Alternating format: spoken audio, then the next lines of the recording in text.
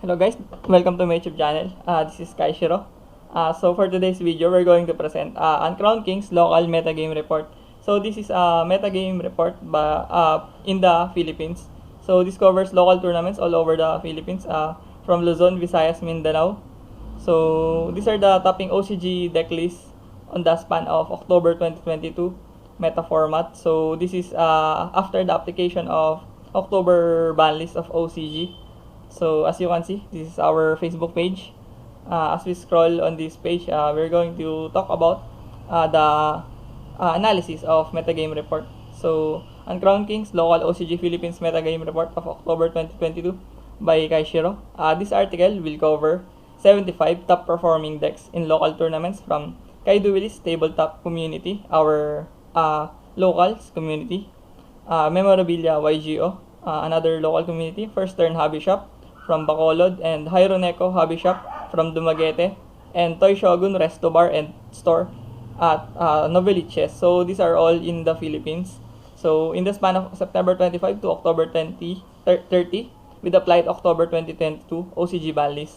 So here are the tournaments played and references of this article. So here, Kai-Duelists Remote Duel Local Ranking League and Local Ranking League, Charity Tournament, Toy Shogun Local Tournament Mondays, Mascara Cup Festival, Kai Memorabilia Festival, and Mascara Cup from Bacolod, and their pre-qualifiers of Mascara Cup and Memorabilia YGO Locals. So let's head to deck breakdown. So deck breakdown, Tearlaments, 11 Tearlaments, 6 Tearlaments Ishizu, 3 Tearlaments Kashtira Ishizu, 1 Tearlaments Spread the Plant, and 1 Tearlaments. So 1 pure Tearlaments. And then Kashtira with 8 representations. Then Bystial, 2 Bystial Thunder Dragon, 2 Bystial Dragon Maid, 1 Bystial branded Tearlaments, 1 Bystial branded, 1 Bystial Chaos Dragon, then 5 Exosisters, 5 Floowandereeze, 3 Tri-Brigade, 3 Rikka, 3 Umi, 2 Umi, and 1 Kashtira Umi. By the way, 1 Sprite Tri-Brigade from Tri-Brigade. 3 Ninja, very surprising. Ninja managed to tap a couple of times. Sword Soul Tenyi, 2 Sword Soul Tenyi, 2 Eldritch, 2 Altergeist, 2 Invoke Dogmatica, 2 Evil Swarm, another surprising deck. Only 1 Runic, 1 Pang Kashtira, 1 Branded Espia, 1 Lairlus Cry Brigade, 1 Blackwing, 1 Metal Foes Draco Slayer, 1 Dinosaur, 1 at Ignister, 1 Prankid Sprite, 1 Agent Fairy Sprite. So it's nice to see representations of Sprite even after their massive hits. 1 Madolche, 1 Megalith, 1 True Draco, 1 Evil Eye, another deck that got buffed from the recent main set of Photon Hypernova, 1 Unchained, and 1 Synchron, and last but not the least, 1 Clifford Monarch, another interesting deck. So later we are going to tackle some deck lists provided here later in this video. So let's head towards the analysis. So Tearlaments, Dumaguete Stalwart, Alexis Precioso, finished first on Hyroneko Hobby Shop Mascara Cup pre-qualifiers, going undefeated at Swiss and Top Cut, and managing to display a strong outing, placing a top 4 finish at Bacolod's Mascara Cup Festival. It is a special celebration feast in the Philippines, in Bacolod. So shoutouts to our Bacolod people for having a successful festival over there with his Tearlaments Kashtira Ishizu. Tearlaments Kashtira, a new card from Photon Hypernova, the most recent main booster set, provided an uplifting boost to the Tearlaments deck that can mill cards furthermore that is beneficial to them without having the downside of milling your opponent's card on the mirror matches. So Tearlaments Kashtira is very pivotal on the success of Tearlaments this format because they can mill cards furthermore with the safety of not milling the cards of their opponent on the mirror matches. So imagine the impact of Tearlaments Kashtira, an improvised card that can mill their cards without the downside of milling their opponent's cards. So it is better than the Ishizu, Kelbeck, and Agido at this rate. So they got a pretty nice buff on the recent set. So they maintain the lead on this format. The leading deck of this format, as I have said, Tearlaments Ishizu dominated this metagame report, but Tearlaments Kashtira Ishizu variant is not that far beyond because of the late arrival of new Kashtira cards this month, and is looking to be the better version of the deck moving forward. A notable change of how Tearlaments Ishizu is played into the modern Tearlaments Kashtira Ishizu is how the deck shifted from being a combo-ish deck filled with Ishizu mill enablers that is maxed out into a more mid-range type of deck in Tearlaments Kashtira Ishizu. Slotting in more hand traps to flourish is going second capability. So we can see a drastic change from Tearlaments Ishizu before with triple Kelbeck, triple Agido, triple Modora, triple Keldo before because of the perfect ratio of Ishizu cards and triple orange light, but now they are moving towards into a more hand trap built deck with Imperm, Veilers, and Ash Blossoms. So later we are going to tackle the sample decklist of Tearlaments Ishizu Kashtira, but now we have Kashtira. Mindanao's Hotshot, MJ Anthony Agura. So shoutouts went 8-0-1 on Kai-Duelists Remote Duel Local Ranking League on Kai-Duelists Tabletop Community on October 22 to 23, exhibiting the newly empowered Kashtira that got recent supports from the Photon Hypernova this late month. Agura played double triple tactics talent on his main deck as an answer to the prevalent hand traps that is running around in the meta, such as the usual Ash Blossom Maxi and counter hand trap against Kashtira Nibiru, and as a direct response to the shift of Tearlaments going into a more mid-range type of deck while using the Kashtira engine. So that's what I have said earlier. They went to a more mid-range type of deck. The introduction of Papillas and Paraísos, their field spell, improved the deck's consistency and overall ceiling in order to compete at the top of the meta format. So they got recent buffs from Papillas and Paraísos, new cards from Photon Hypernova that helped the deck flourish furthermore and compete against the best. So now we have Bestial. Dumaguete's top pilot, Romel Borja, garnered notable tapping performance at Hyroneko Habishop's Mascara Cup pre-qualifiers, landing a second place finish as a finalist and then eventually marking a top 8 finish on the Mascara Cup Festival at Bacolod with his Bestial Thunder Dragon. So he uses Bestial Thunder Dragon variant. Thunder Dragon cards became very substantial to the Bestial archetype as they can be discard fodders and GY materials, graveyard materials that can start the place of Bestial cards from his hand. And on top of that, Thunder Dragon Colossus is easily accessible on this deck that can terrorize combo decks or decks that adds 4 card advantages. So decks like Floowandereeze are heavily affected by Colossus, disabling them to add cards from the deck. So it is very nice to have on this metagame format. It shutdowns also combo decks such as Trilyrulus and other combo decks such as Spiral.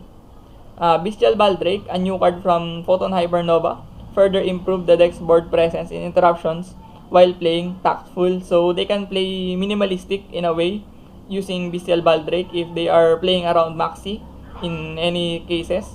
So Bestial Baldrake became an instant impact on Bestial. So coming at another relevant deck for a very long time, Floowandereeze. Toy Shogun's mainstay, Jonard Kabantog, saw fluid success this October, topping tournaments from Toy Shogun Localtournament Mondays, placing 2 third place finishes and securing a second place finish at Yu-Gi-Oh! OCG League event at Toy Shogun OTS. So this is official tournament store. Floowandereeze continued its relevance by stunning decks with M-Pen and Windbarrier Statue, the Barrier of Storm Reeds, with its floodgating presence, making it difficult for a lot of meta decks to play through it. Albeit his sound performances, Jonard Kabantog and I, Kaishiro, myself, invites you to pay a visit at Toy Shogun Resto Bar for delicious Japanese-style foods and good dueling experience. So heading at Exosister, Aaron Balboa, myself, Kaishiro, went 11-0-1 in Kai-Duelists Remote Duel Local Ranking League Tournament and Kai-Duelists Charity Tournament, securing first place finishes on both tournaments with Exosister. So I used Exosister on those tournaments. Balboa innovated by playing triple Arment on the main deck to bolster the deck's resiliency, and also played a second copy of Irene to have extra names to play in Kai-Duelists Local Ranking League, but shifted back to 1 Armament and 1 Irene later on to slot in more hand traps for better chances against the variety of meta-relevant decks. So I cutted the 2 copies of Armament and extra copy of Irene because I want to interact furthermore when I went second. So I like to draw hand traps on this metagame, of course, and I played some utility cards such as Path of Prosperity and Dimensional Fissure and Triple Tactics Talent in replacement of those cards. So he took in 1 Forbidden Lands on his side deck as a going first card to protect the Exosister Magnifica from the usual board breakers like Raigeki and Lightning Storm. That is very destructive against the Exosister because of the absence of Omni Negate on their board. So that is my reasoning behind playing Forbidden Lands on side deck to protect my Exosister monsters from the very prevalent Raigeki. And as a conclusion, Tearlaments showed their might as the best deck of October 2022 in this metagame report, but Kashtira are slowly tailing behind them. Cards like Book of Eclipse saw massive representation on the side deck to tackle the problematic boss monster of Kashtira that locks out zones on the field, with Book of Eclipse facing it down to disable its face-up effect on the field. If you enjoyed this metagame report, I will not end this metagame report. Let's leave that for later. So here is the pie chart of the graph of this local metagame report. Tearlaments 11, garnering 14.7%. Kashtira with 8, 10.7%. Bystial 7 with 9.3%. Floowandereeze with 5 with 6.7%, and also Exosister with 5 with 6.7% also. And we have other decklists 39 with 52%. So in Philippines there is a variety of decks on this land. So everybody is playing innovatively and trying out stuffs to play better on the current metagame. So as you can see, we have a lot of representations of other decks. So it is very healthy on our part because we are not that dominated with meta decks, at least on this local tournament ratio. And we have a handful of decks that can compete, such as Bestial, Floowandereeze, and Exosister, against the 2 best decks of this format, Tearlaments and Kashtira.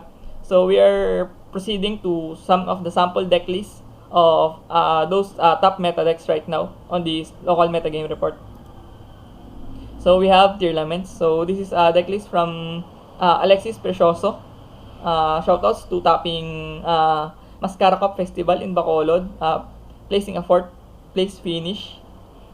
So very standard, triple Sharon, triple Rhino, triple Merly, and very notable, he played 3 Tearlaments Kashtira on the main deck. Of course, triple Fenrir, very nice to have. And he only played 1 field spell of Kashtira.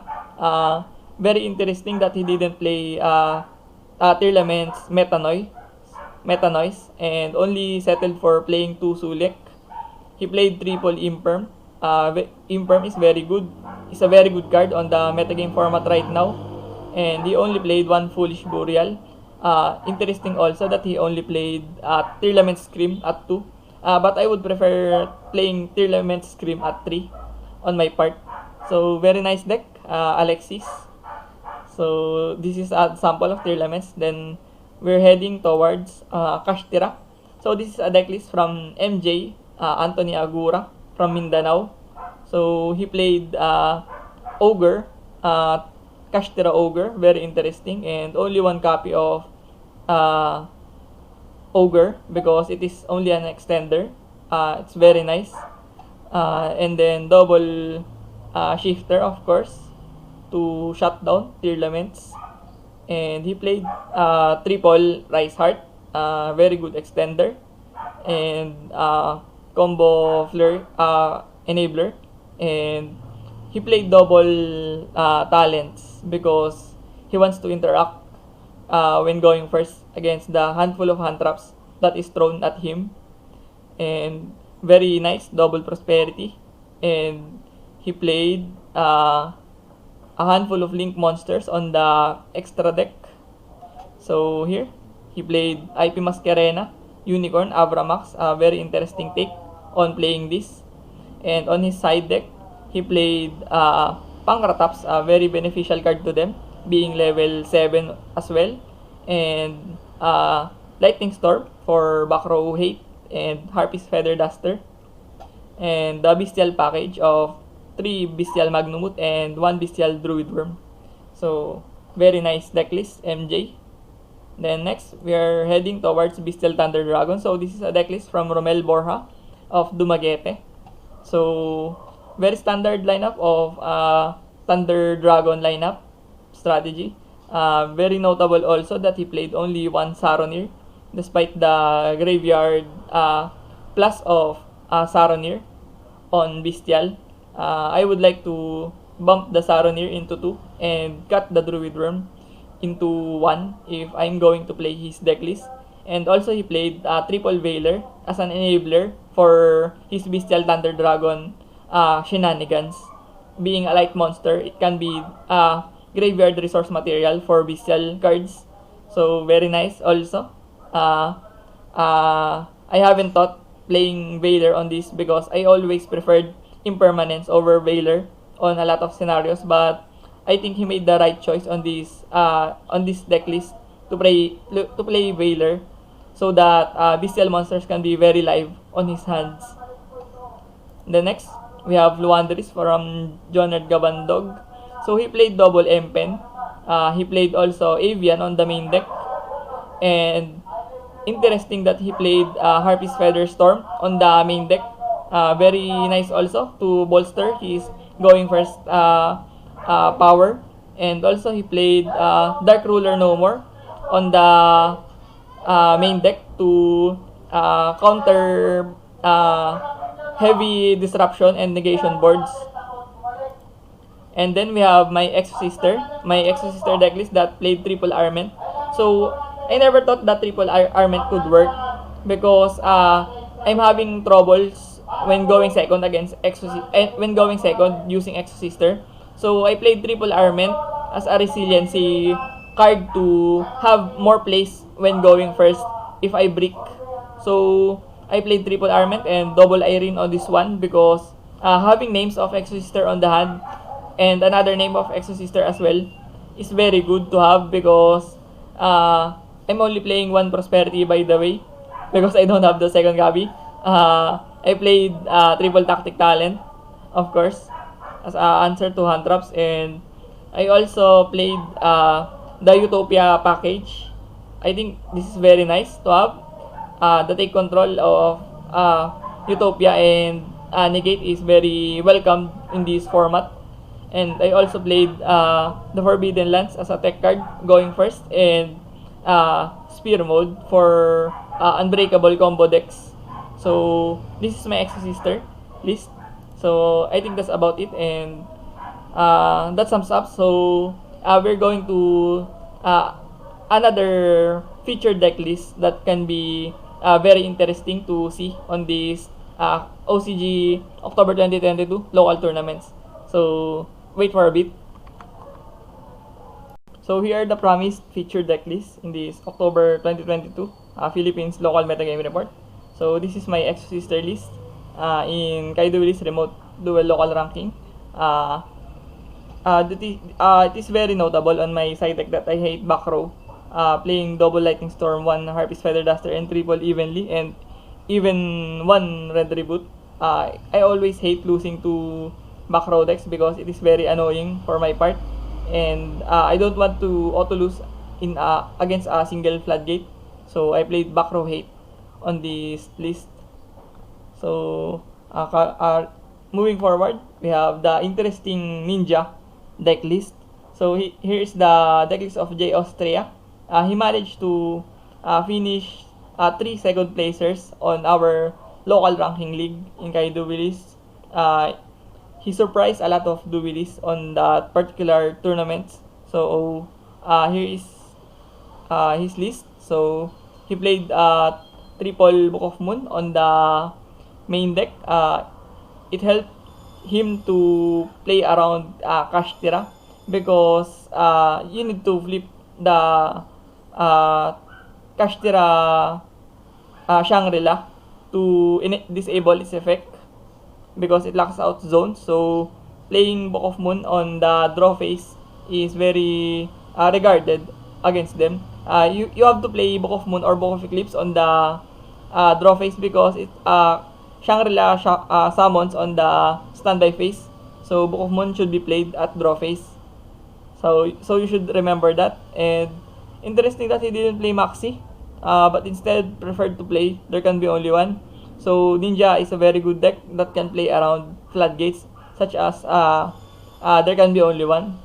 So this is his list. So I faced him on the tournament. I went first using Eldritch, and he went second using this list.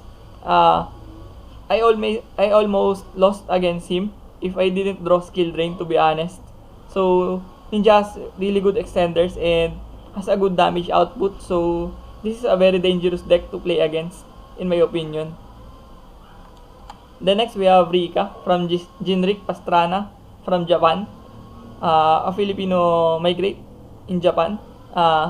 Rikka is a very strong rogue deck for me also. It is very consistent, and the only problem is playing around Ash Blossom, I guess, because he needs to mill and add cards on this list. A very strong card from Power of the Elements, the field spell of Rikka, that tributes monster for cost. That is very destructive. Imagine tributing monster for cost. There are no drawbacks on this card, and very beneficial to them to further advance their plays.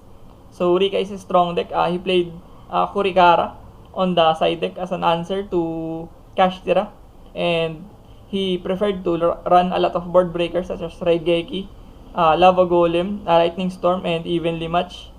So he want to destroy boards on this list. The next we have the Kashtira Tearlaments Kashtira Ishizu of there's no Ishizu card, so Tearlaments Kashtira only. He played the King of the Swamp to summon the Dark World Fusion to have an Omni-Negate presence on his field, so that he can be auto-lose to a lot of board breakers against him. And also he played 2 Tearlaments Kashtira. I would also prefer to play 2, to be honest. He played only 2 Ash Blossom, and he replaced the third copy with Ghost Bell. So I guess he wants to answer Bestial decks and Runic also on playing Ghost Bell at their field spell. And also he played Chaos Hunter and Lockbird, so he don't want to lose against Floowandereeze, very evidently. He also played triple Book of Eclipse, as he should, because it is very devastating against Kashtira, the Book of Eclipse, and only 2 Bestial cards. So interesting list, Carol.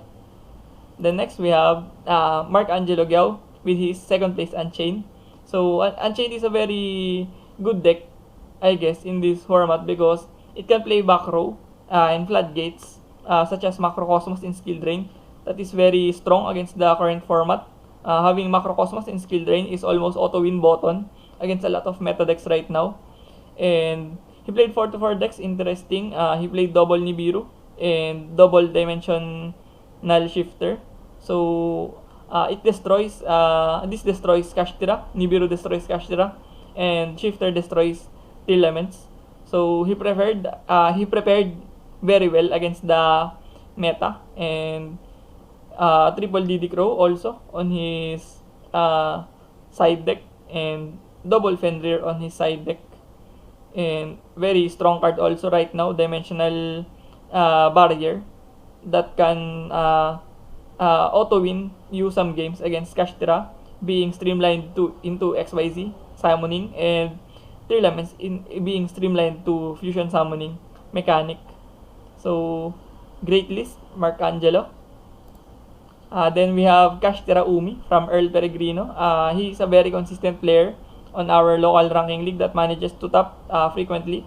So he played Fenrir and Ogre on his Umi strategy. Very strong deck and a very nice control deck for me. He also played Dimensional Barrier. Very nice.